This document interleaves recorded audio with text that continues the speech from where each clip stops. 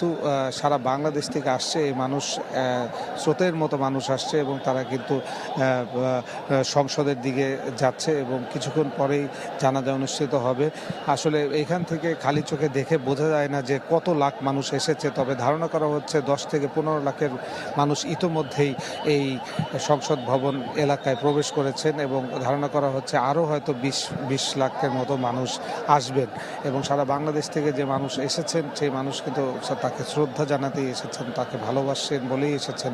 এদের কোনো রাজনৈতিক নেতাকর্মীর বাইরেও কিন্তু লাখো লাখো মানুষ তাকে একবার শ্রদ্ধা জানাতে এসেছেন।